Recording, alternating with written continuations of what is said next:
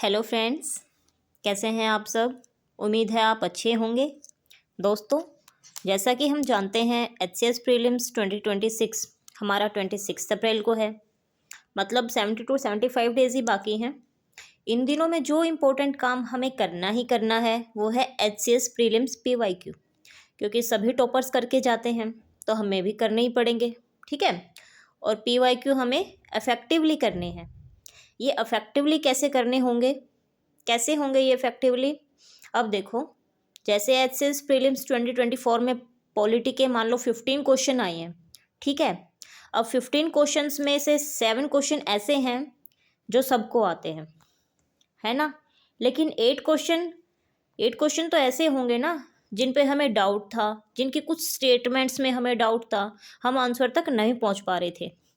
तो अब हम इन 8 क्वेश्चन की, जिनके कारण हमें डाउट आ रहा था, वो स्टेटमेंट हम उठाएंगे, न कि पूरा का पूरा क्वेश्चन उठाएंगे। तभी तो इफ़ेक्टिवली तैयारी हो पाएगी। ये वीडियो देखकर आपका काम तो आधा ही हो जाएगा, क्योंकि पीवाईक्यू का निचोड़ आपको यहाँ मिल रहा है। ठीक है। सारे के सारे पीवाईक्यू आपको 5 से 6 बार करने की ज़रूरत नहीं पड़ेगी, क्योंकि 5 से 6 बार आप वही रिवाइज करेंगे जो कि आपके क्वेश्चन रोंग हो रहे थे, जो स्टेटमेंट आपकी रोंग हो रही थी, जो फैक्ट आपका रोंग हो रहा था। बाकी जो क्वेश्चन इजी हैं उनकी 2 to 3 टाइम्स रिवीजन ही काफ़ी होती है। ठीक है।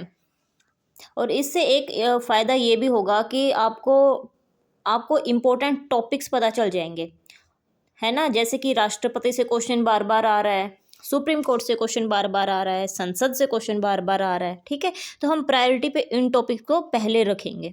ठीक है। अब पॉलिटी के पीवाईक्यू हम सबसे पहले कर रहे हैं, क्योंकि यहाँ से क्वेश्चन डायरेक्ट आते हैं, सिलेबस भी बाकी सब्जेक्ट्स के कंपैरिजन में कम है और हमें नंबर्स भी यहाँ पे अच्छे मिल जाते हैं। ठीक है। तो अब हम बिना समय गवाए हम स्टार्ट करते हैं पीवाईक्यू, पॉलिटी पीवाईक्यू 2024। ठीक है। तो जो पहली स्टेटमेंट है जिस क्वेश्चन की हमने उठाई है, जो कि हमारी एग्ज़ाम में रोंग हो गई थी, ठीक है, वो है अंतरिक्ष प्रौद्योगिकी अवशिष्ट विषय का उदाहरण है। क्या ये सही है? क्या ये सही है? हाँ, ये सही है। ये न तो संघ सूची का विषय है, न ये राज्य सूची का विषय है, और न ये समवर्ती सूची का विषय है। ये अवशिष्ट विषय का एक उदाहरण है। ठीक है। अब अवशिष्ट विषय से संबंधित और भी एग्जाम्पल हैं कि कौन कौन से और विषय हैं जो अवशिष्ट विषय में आएंगे। तो एक है साइबर अपराध, क्रिप्टो करेंसी, ठीक है, डिजिटल संपत्ति, कृत्रिम बुद्धिमत्ता, आधुनिक संचार और सेवा कर। जीएसटी से पहले सेवा कर ही था। ठीक है। तो ये क्वेश्चन बार बार रिपीट होता है कि अवशिष्ट विषय में के कौन कौन से एग्जाम्पल, कौन कौन से उदाहरण हैं, कौन कौन से विषय हैं जो अवशिष्ट विषय में आएंगे। ठीक है। सेकंड है, अवशिष्ट विषय पर कानून बनाने का हक संसद का है। संसद का है, राज्य विधानमंडल का है, किसका है? ये संसद का ही है। ठीक है। तो ये भी हमारी राइट ही है। ठीक है।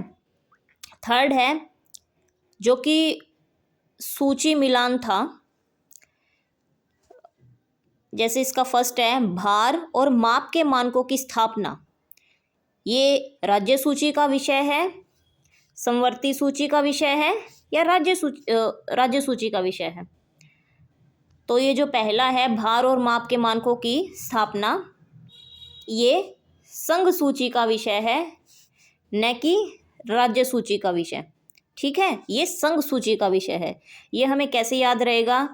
मैं इसे याद करती हूँ। ये भार है और ये भार है। भार का मतलब कोई भारी काम, और जो भारी काम है वो संघ ही करता है। ठीक है। मैंने इसको इस ट्रिक से याद किया है। नेक्स्ट है गोद लेना और उत्तराधिकार। ठीक है। ये हमारा रोंग रहेगा, इसे याद रखना। मैंने इसको राज्य सूची लिखा है जानबूझकर, लेकिन आप ध्यान रखना ये राज्य सूची का विषय नहीं है। ठीक है।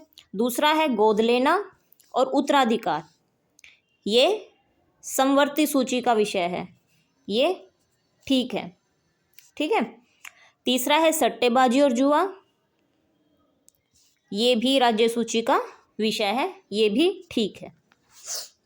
ये बार बार ये क्वेश्चन रिपीट होते हैं कि ये कौन सा विषय समवर्ती सूची का विषय है, कौन सा राज्य सूची का विषय है, तो हमें ये बिल्कुल टिप्स पे याद होने चाहिए, क्योंकि ये यूपीएससी में भी आते हैं और स्टेट पीसीएस में भी आते हैं। ठीक है। एक्स्ट्रा नॉलेज के लिए हम क्या करेंगे, हमने ये बना लिए हैं कि संघ सूची के विषय और कौन कौन से हैं, राज्य सूची के विषय कौन कौन से हैं और समवर्ती सूची के विषय कौन कौन से। ज़रूर यहाँ से कोई ना कोई फैक्ट आ ही जाएगा कि जो मछली पालन है वो कौन सी सूची का विषय है। ठीक है। दिवालियापन है, ये कौन सी सूची का विषय है। तो आप प्लीज़ आप इनको ज़रूर से ज़रूर याद कर लेना। नेक्स्ट है 42वें संविधान संशोधन से पहले प्रीवी पर्स का भुगतान संवैधानिक बाध्यता थी। हाँ, जो प्रीवी पर्स है वो संवैधानिक बाध्यता तो थी, लेकिन ये 42वें संविधान संशोधन से पहले नहीं थी, ये थी 26वें संविधान संशोधन से पहले। ठीक है, जो कि 1971 में हुआ था, न कि 42वें संविधान संशोधन से पहले। ठीक है। हमारे संविधान के अनुच्छेद 291 और 362 में प्रीवी पर्स का जिक्र किया गया है। ठीक है। नेक्स्ट है, प्रीवी पर्स की समाप्ति इस आधार पर उचित थी कि यह संविधान में प्रतिष्ठापित समतावाद के सिद्धांत के विरुद्ध था। क्या समतावाद के सिद्धांत के विरुद्ध था, इसीलिए इसको प्रीवी पर्स को समाप्त किया गया? तो जी हाँ, ये बिल्कुल सही कह रहा है। ये समतावाद के सिद्धांत के विरुद्ध था, क्योंकि किसी स्टेट को तो प्रीवी पर्स की सुविधा मिल रही थी, लाभ मिल रहा था, और किसी को नहीं मिल रहा था। तो सभी को समानता पे नहीं तोला गया था, इसलिए ये हमें समाप्त करना पड़ा। ठीक है। नेक्स्ट फिर से सूची मिलान आते हैं। हमारे पॉलिटी में सूची मिलान आएंगे, स्टेटमेंट्स आएंगे, डायरेक्ट फैक्ट्स आएंगे, तो वो हमने सब इंक्लूड किया है। जो भी हमारा रोंग हो रहे थे, रोंग होने के चांसेस थे, वो हमने सब लिए हैं। इजी क्वेश्चन यहाँ पे नहीं रखे गए हैं, लेकिन बहुत कम रखे गए हैं, पर वो क्वेश्चन ज़्यादा हैं जो हमारे एग्जाम में बार बार रोंग होते हैं, जो हमें याद करने में दिक्कत होती है। ठीक है। अनुच्छेद 263 किससे संबंधित है? ये अंतर्राज्यीय परिषद से संबंधित है, बिल्कुल ठीक है। अनुच्छेद 226 उच्च न्यायालय से संबंधित है, बिल्कुल ठीक है। और उच्च न्यायालय में भी क्या है 226 कि उच्च न्यायालय को रिट जारी करने की शक्ति प्रदान की गई है। ठीक है। मौलिक अधिकार से संबंधित और जो बाकी विषय हैं उनसे संबंधित भी हमारा जो उच्च न्यायालय है वो रिट जारी कर सकता है, लेकिन सुप्रीम कोर्ट है वो सिर्फ मौलिक अधिकार से संबंधित ही रिट जारी कर सकता है। ठीक है। अनुच्छेद 239 ये हमारा संघराज्य क्षेत्र से संबंधित है। अनुच्छेद 280 वेरी इंपॉर्टेंट, वित्त आयोग से संबंधित है। ठीक है। नेक्स्ट बहुत इंपॉर्टेंट क्वेश्चन, स्टेटमेंट, भारत के राष्ट्रपति का चुनाव एकल हस्तांतरणीय मत से समानुपातिक प्रतिनिधित्व की प्रणाली के अनुसार होता है। क्या ये सही है? इसमें जो गड़बड़ है वो यहाँ है, एकल अहस्तांतरणीय मत नहीं आएगा दोस्तों, यहाँ पे आएगा एकल हस्तांतरणीय मत से संबंधित। कई बच्चों को यहाँ पे कन्फ्यूज़न होती है कि जो राष्ट्रपति का चुनाव एकल हस्तांतरणीय मत पद्धति से होता है, ये मत पद्धति है क्या? तो पहले आप यहाँ पढ़ें एक बार। चुनाव एकल हस्तांतरणीय मत के माध्यम से समानुपातिक प्रतिनिधित्व प्रणाली के अनुसार होता है। इसमें मतदाता उम्मीदवारों को वरीयता के क्रम में रैंक प्रदान करते हैं, और यदि कोई भी उम्मीदवार बहुमत प्राप्त नहीं करता है तो इन वरीयताओं के आधार पर वोट अन्य को हस्तांतरण कर दिए जाते हैं। अब देखो, मैं छोटा सा आपको बता देती हूँ कि ये क्या है, बहुत से बच्चों को नहीं समझ आया होगा। देखो, एकल हस्तांतरणीय मत पद्धति का मतलब है कि एक एक वोट काउंट होगा, आपका कोई भी किसी ने भी एक वोट दिया है किसी को, वह व्यर्थ नहीं जाएगा, चाहे उसका कैंडिडेट जीता हो ना जीता हो, ठीक है। उसकी एक एक वोट की वैल्यू है। जैसे मान लो 3 उम्मीदवार हैं राष्ट्रपति पद के लिए, एक है नीलम जी, एक है सुमन जी और एक है रमन जी। अब मतदाता ने इन तीनों को प्रेफरेंस दी कि मैं पहले नंबर पे तो नीलम को राष्ट्रपति देखना चाहता हूँ, दूसरे नंबर पे सुमन जी को और तीसरे नंबर पे रमन जी को। और ये मतदाता हैं कौन? आप और मैं नहीं है, ये हमारे सांसद हैं, ठीक है, और हमारे विधायक हैं, ठीक है। अब मान लो रमन जी को बहुत कम लोगों ने पसंद किया, उनको फर्स्ट प्रेफरेंस बहुत कम मिली है, बहुत कम लोगों ने उन्हें फर्स्ट रैंक पे रखा है, ठीक है, तो वो पहले राउंड में ही आउट हो जाएंगे, ठीक है। अब होगी दूसरे राउंड की मतगणना, क्योंकि उनमें से किसी को भी बहुमत नहीं मिला है, ना ही नीलम जी को बहुमत मिला है जो 50% + 1 है, ना ही सुमन जी को मिला है, ठीक है। तो क्या होगा, मान लो नीलम जी को तो 45% वोट मिल गए, सुमन जी को 40% वोट मिल गए। अब ये 50% + 1 तक कैसे पहुंचेंगे, ठीक है। अब क्या होगा कि जिन लोगों ने रमन जी को पहले वरीयता दी थी वो वोट तो ट्रांसफ़र किसी को नहीं होगा, लेकिन उन लोगों ने सेकंड प्रेफरेंस पे तो किसी को रखा था। मान लो उन्होंने नीलम जी को सेकंड प्रेफरेंस पे रखा था, ठीक है। अब उन लोगों ने जिसको नीलम जी को सेकंड प्रेफरेंस पे रखा था वो सारे वोट नीलम जी को चले जाएंगे और नीलम जी हमारी बहुमत तक ऐसे करते करते पहुंच जाएंगी, ठीक है। ये है एकल हस्तांतरणीय मत पद्धति, क्योंकि वोट का हस्तांतरण हुआ है ना नीलम जी को, जिन्होंने उन्हें सेकंड प्रेफरेंस पे रखा था, ठीक है। समझ आ गई, ठीक है। नेक्स्ट है, राष्ट्रपति के चुनाव में मतदाता नोटा के प्रावधान का उपयोग नहीं कर सकता। हाँ, सही बात है, नोटा का प्रयोग नहीं किया जा सकता है। आपको किसी न किसी को तो चुनना ही होगा, आपको हर एक को वरीयता देनी पड़ेगी, ठीक है, वरीयता देनी ही पड़ेगी। तो ये सही है, नहीं कर सकता है वो नोटा का प्रयोग। दल बदल विरोध कानून के प्रावधान राष्ट्रपति के चुनाव में लागू नहीं होते हैं। क्या ये बात सही है? हाँ जी, ये बात भी बिल्कुल सही है। दल बदल विरोध कानून यहाँ पे लागू नहीं होता। कोई बीजेपी का उम्मीदवार है तो कांग्रेस के मतदाता उसको वोट दे सकते हैं, ठीक है, या बीजेपी का कोई मतदाता, कोई सांसद कांग्रेस के जो राष्ट्रपति के उम्मीदवार हैं उनको भी वोट दे सकते हैं। कोई दल बदल विरोध कानून लागू नहीं होगा, ठीक है। नेक्स्ट है अनुच्छेद 138, है ना, एग्जाम में हमें नहीं याद आते। अनुच्छेद 138 किससे संबंधित है, अनुच्छेद 139 किससे संबंधित है, ठीक है। तो ये मैंने आपको एज ए नोट्स मैं आपको ये यहाँ पे प्रोवाइड कर रही हूँ, ठीक है, ताकि एग्जाम आप सीधा अनुच्छेद 138 को रट लो, 39 को रट लो, ठीक है। क्योंकि अब सुप्रीम कोर्ट में पूछेंगे, सुप्रीम कोर्ट से संबंधित पूछ लिया कि रिट जारी करने की शक्ति सुप्रीम कोर्ट को कौन से अनुच्छेद में दी गई है, तो अनुच्छेद 32 सबको याद होगा। मैं वो यहाँ लिख के मैं क्या करती, ठीक है। तो देखो अनुच्छेद 138 सर्वोच्च न्यायालय के क्षेत्राधिकार का विस्तार है। कौन करेगा ये क्षेत्राधिकार का विस्तार? हमारी संसद करेगी, ठीक है। अनुच्छेद 139 सर्वोच्च न्यायालय को कुछ रिट जारी करने की शक्ति प्रदान करना, है ना। जैसे मौलिक अधिकार के लिए रिट तो जारी कर सकती है, लेकिन बाकी विषयों से संबंधित भी हमारी संसद उनको अधिकार दे सकती है कि आप इनके संबंधित भी रिट जारी कर सकते हैं। सिर्फ हमारी संसद को अधिकार है ये। अनुच्छेद 139 से वेरी इंपॉर्टेंट, एक ही प्रकार के मामलों को उच्च न्यायालय से उच्चतम न्यायालय में हस्तांतरण करना। मान लो कि आरक्षण का मुद्दा है, अलग अलग उच्च न्यायालय में लंबित है, तो सुप्रीम कोर्ट क्या करेगा, सबको अपने पास इकट्ठा बुला लेगा और फैसला दे देगा, ठीक है। या कोई और विषय भी हो सकता है जो कॉमन है सभी हाई कोर्ट्स में, फैसला भी नहीं आया है मान लो, तो सुप्रीम कोर्ट उसे सारे मामलों को अपने पास बुला लेगा।